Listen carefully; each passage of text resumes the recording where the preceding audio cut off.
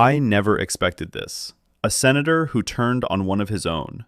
A senator in front of 19 cameras, in front of a room full of journalists, quietly opening a folder and asking an FBI director appointed by his own party, Director Patel, at 23:47 on the night of October 14th, the 2.7 terabyte Epstein investigation file was permanently deleted from the FBI servers. And that night, you were the only one in the building. How do you explain this?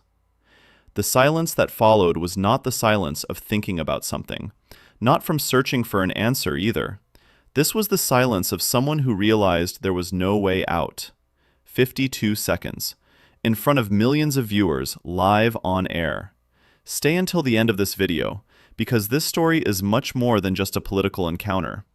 This is the story of how institutional control mechanisms work, or how they should not work. But to understand those 52 seconds, you need to understand how Josh Hawley came to sit in that chair. Because this was not the result of a momentary anger, but of 6 weeks of meticulous preparation. And those 6 weeks are the true starting point of this story. Chapter 1. Who is Hawley, and why did he ask this question? Josh Hawley, a senator from Missouri, a Yale Law School graduate, former Missouri Attorney General, and the youngest senator in his state's history. But that wasn't the main thing. The important thing is this. Hawley thinks like a prosecutor. He doesn't put on a show when he questions witnesses. He gathers evidence, he builds contradictions, and sets traps. December 19th, 2025, Senate Judiciary Committee, 4:12 p.m. The courtroom was packed. Reporters from every major news outlet, senators' aides, legal observers. But the room wasn't just crowded. There was an electrifying expectation. Because some people felt that some things would break today. FBI Director KashPatel entered the courtroom with 4 lawyers. Navy blue suit, FBI badge, composed and professional demeanor. This was his 22nd congressional testimony. He had navigated the previous 21 with deflection, technical jargon, and time management. The thin folder across the table looked innocuous, but it actually contained all the details of 6 weeks of preparation. Secret meetings with FBI informants, review of classified documents in secure facilities, late-night strategy meetings with digital forensics experts. Hawley knew something that no one else knew yet, and he was about to reveal that thing in exactly 52 seconds. Chapter 2. The First 3 Hours. The Calm Before the Storm. The first 3 hours of the hearing were almost standard procedure. Republican members asked questions about counterterrorism successes. Democrats raised civil liberties concerns. Patel brushed both aside with the language of practical bureaucracy. Hawley sat quietly. He took notes from time to time. He didn't open the folder. Experienced observers recognize this behavior. A prosecutor keeps their prey waiting. He makes them comfortable and pulls the trigger. At 4:12 p.m., the committee chair gave the floor to Hawley. The energy of the room changed instantly. Reporters who lifted their heads from their phones. Senators cutting off their side conversations. Patel's lawyers, who are starting to get tense. At this point, a note. If you want to follow these kinds of political analysis videos, subscribing to our channel is the most practical way. If you keep notifications on, you won't miss such developments. Let's continue. Chapter 3. The first question, the data management trap. Thank you, Mr. Chairman, said Hawley in a measured and calm tone with a Missouri accent. Director Patel, I want to talk about the FBI's practices for preserving digital evidence in sensitive investigations, particularly data management. Patel smiled slightly. It was a technical question, and he was well versed in this area. Of course, Senator. The FBI's data security standards are among the highest in the federal government. Great, said Hawley, slowly opening the folder. Then can you explain this to me? Why did 2.7 terabytes of data disappear from the FBI's main data center on the night of October 14th, 2025? The word missing had a seismic effect in the room. 2.7 terabytes, approximately 2.7 million documents. Reporters began typing immediately. The senators leaned forward. Patel's smile faded, but he maintained his stance. Senator Hawley, the term lost is a mischaracterization. The FBI routinely archives and optimizes data storage. Data is not lost. It is reclassified for more efficient storage protocols. Hawley didn't blink, paused, and didn't let Patel's technical jargon sink in. 2.7 terabytes in a single night, from October 14th at 23:47 to October 15th at 02:34. Exactly 2 hours and 47 minutes of uninterrupted deletion. Is this routine archiving? Chapter 4. What did the data contain? Patel tried to resort to technical ambiguity. He explained that the FBI has a total data capacity of over 400 petabytes, and that terabytes need to be considered in context. Hawley interjected, "What was in that data?" A brief pause. Just a second, but in that second, the expression that crossed Patel's face was noticed by the subsequent comments. "I cannot discuss certain data content in an open session without violating privacy protections and national security protocols." Hawley's statement did not change, but his voice dropped. He switched to that anxious but calculated tone just before a prosecutor sets a trap. Epstein files. 73% of that 2.7 terabytes consisted of digital material related to the Jeffrey Epstein investigation. The hall fell completely silent. Patel's jaw visibly tightened. "Senator, I cannot discuss the contents of individual investigation files in an open session." "Yes or no, Director?" Hawley's voice rose. "Was the majority of the deleted data related to the Epstein investigation?" A simple question. Patel took a deep breath. "Some of the archived material may be tangentially related to various investigations, including Epstein, but to characterize most of it as such..." Hawley pulled a document from the folder. FBI letterhead, classification stamps clearly visible. FBI Data Management Report, October 15th, 2025.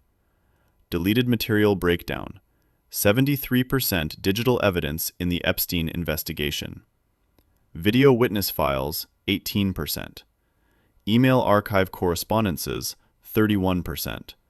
Phone record metadata is 27%. Forensic video copies are 12%. He removed the document for the cameras. FBI logo, classification markings, clear dates.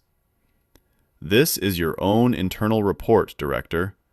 Documentation from your own technical team detailing exactly what was deleted." Kendi, teknik ekibinizin tam olarak neyin silindiğine dair belgelendirmesi. Chapter Bish. Authorization Code. Hawley continued, "Systematically closing off every exit route." Who initiated this deletion process? Who authorized the permanent removal of 2.7 million documents in the middle of the night? Patel tried to evade. Data management decisions are routinely made by technical personnel within the framework of established archiving protocols. With your authorization code. Hawley pulled out another document. FBI System Access Record. KashPatel, FBI Director. Timestamp 23:47. The deletion command has been approved. 2.7 terabyte permanent deletion protocol. Recovery option 0. It was selected. He lifted the document. The FBI seal is prominent. Timestamps are marked. The permanent deletion command has been highlighted. Here is your authorization code. Here is the exact timestamp. Here is the permanent delete command marked as unrecoverable. Not archiving, not reclassification, deletion. Patel's face visibly paled. "Senator, I do not personally oversee every technical detail of data management. My staff routinely..." During the deletion, you were physically in the FBI building. Hawley pulled another document. FBI Headquarters Security Access Logs. Entry recorded 2331. Exit recorded 0312. It covers the deletion window from start to finish. And according to the security personnel's duty records, you were alone. You didn't even take your assistant with you. The room fell into absolute silence. Everyone there understood that they were witnessing the systematic exposure of an event so meticulously documented that no defense mechanism would be effective. Democratic members wore a look of vindication. Republican members looked at each other with real discomfort. Journalists were recording every second. Chapter 6. The question that started the 52 seconds. It was exactly 16:13, only 1 minute after the interrogation began. Hawley leaned forward. Director Patel, I will ask you a very specific question. I want you to think very carefully before answering. He paused. He made sure that each camera was focused on both Patel's and Hawley's faces. Is there a recoverable backup of the 2.7 terabytes of data deleted from the FBI's main data center on the night of October 14th? Patel hesitated. He looked at his lawyer. His lawyer nodded gently. Don't get bogged down in the specifics. But Patel decided to project confidence instead of admitting ignorance, and this became the biggest mistake of his career. The FBI maintains strong backup protocols across multiple redundant systems. All critical data is automatically. Yes or no, Hawley interrupted. Simple binary question. Is there a backup of that deleted data or not? Patel took a deep breath. I am 100% sure that secure backups of that data exist in the FBI backup systems. 100% sure, Hawley said slowly, emphasizing every word, ensuring that every camera captured it. Director Patel, are you absolutely and unequivocally sure? Yes, Patel said, trying to inject confidence into his voice, despite sensing a trap he couldn't quite define. I'm 100% sure those backups exist. Hawley smiled. It wasn't a friendly smile. If you want to continue following this issue, keep the notifications on for our channel if it's in your subscription list. Because this process is not yet closed, and we are regularly analyzing the developments. Now let's go back to that 52 seconds. Chapter 7. The Trap is Closing. Director Patel, at 16:13:22, for the official congressional record, you just testified under oath in your own words that you are 100% certain that backups exist, Hawley said, opening the folder with theatrical precision, pulling out a thick report on official FBI letterhead and classified markings, and adding, "This is an internal memo sent to you by FBI Chief Information Security Officer Sarah Chen at 9:17 this morning, titled October 14th Data Loss, Final Status Report." Hawley began to read. There is no backup of the 2.7 terabytes of data deleted from the FBI's main data center on October 14th, 2025, in any form. The deletion process was carried out using a permanent and irreversible protocol definition. All backup systems, including primary, secondary, and tertiary redundancy protocols, were manually disabled simultaneously before the deletion process. This represents a serious and unprecedented violation of standard FBI data protection procedures. The data has been permanently lost and cannot be recovered by any technical means. Signature: Sarah Chen, Chief Information Security Officer. The hall erupted. Democratic members stood up. Republicans looked at each other in real shock. Reporters started writing frantically. Patel was sitting frozen. His mouth was open, but no words came out. Director Patel, said Hawley. His voice was now icy cold with prosecutorial fury. Exactly 52 seconds ago, you swore under oath to this committee that you were 100% sure. Your Chief Information Security Officer, who is specifically responsible for knowing this information, definitively documented this morning that the data has been permanently destroyed. Leaning forward. Then I will ask you directly, who is lying to Congress, you or Sarah Chen? Chapter 8, 52 seconds later. When the C-SPAN footage was analyzed, it was determined that the duration was 52 seconds. Patel's mouth opened and closed, his face turned a pale beige color, sweat pooled on his forehead under the television lights, his hands trembled on the witness stand, his lawyers sat frozen behind him, neither taking notes, nor whispering, nor holding anything in their hands. This was not a script. The evidence was indisputable, the timeline was documented, and the lie emerged in front of the cameras while millions watched. Finally, Patel whispered in a barely audible voice, "I was not informed of the technical situation." "You were informed," Hawley interrupted. He had another document in his hand. "An email from Sarah Chen sent to you on the morning of October 15th at 7:23. Subject: Urgent data loss crisis. Immediate action required. Read the email. Director Patel, 2.7 terabytes of data deleted from our main data center last night have been permanently lost. Due to the systematic protocol violations I am still investigating, there is absolutely no backup available. This includes critical evidence files. An urgent executive meeting is necessary today." "And here is your response sent at 9:17, said Hawley. "Understood. Keep the situation quiet. Don't leak it outside the FBI. We'll discuss it internally." His voice rose. 2 sentences. "When you learn that 2.7 million documents have been permanently destroyed, this is your only response. Keep the situation quiet. Keep the situation quiet." Chapter 9, Human Cost. Hawley wasn't finished, and the final blow landed with human scale. According to the technical breakdown in Sarah Chen's report, the following were permanently deleted: video testimonies of 147 individuals who testified to the FBI, phone call records and message logs involving 340 identified individuals, and email correspondence of 89 individuals classified as persons of interest, he said. Each revelation had a physical impact in the room.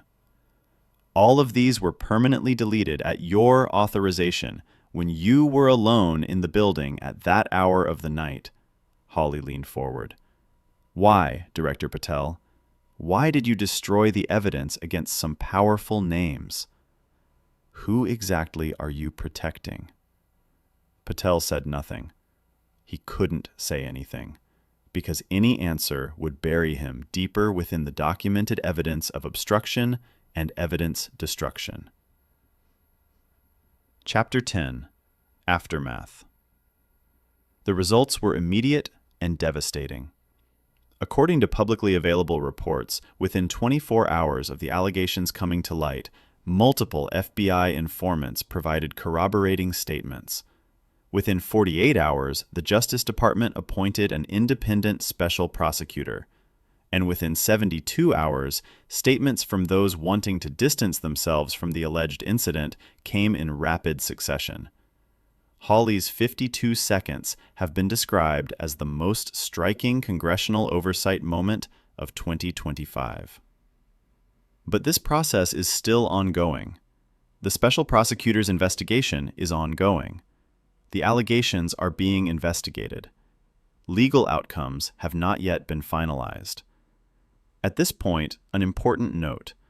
It is necessary to distinguish what is certain and what remains at the allegation stage in this process. What is certain? Hawley brought forward specific data deletion dates, authorization codes, and an internal FBI report based on official documents. Chen's memo and Patel's email response were read into the record. What remains at the allegation stage? Whether the deletion was intentional, who ordered it, and the final legal characterization. All of these will be determined through official investigation processes. Chapter 11. What does this mean? This trial is a litmus test for institutional accountability. A senator, after 6 weeks of preparation, publicly revealed concrete contradictions based on internal documents. This was a practical demonstration of how oversight mechanisms should theoretically work. But the process is not yet complete. The special prosecutor's investigation is ongoing. The allegations are going through the legal process. And this case raises important questions about the digital evidence preservation standards of federal agencies. These questions are not limited to just this case. In the digital age, evidence preservation, institutional transparency, and accountability mechanisms will continue to be topics of discussion in every democracy. End. The power of preparation. 52 seconds. A senator prepared for 6 weeks. He met with informants. He examined documents. He worked with digital forensic experts. And in a courtroom, in front of 19 cameras, he opened a folder. Sometimes corporate accountability takes such a simple form. Someone asking the right question at the right time with the right documents. But the question is, what will happen at the end of this process? How will legal proceedings unfold? How will the allegations of evidence destruction be officially classified? There are still no answers to these, but the 52 seconds of silence made one thing clear. Some questions are far more powerful than their answers. If you liked this analysis and want to follow this type of documentary content, subscribe to our channel and keep the notifications on. We will continue to share developments related to this process here. We are also curious about your thoughts on this topic in the comments. How do you think corporate accountability mechanisms should work? See you in the next video.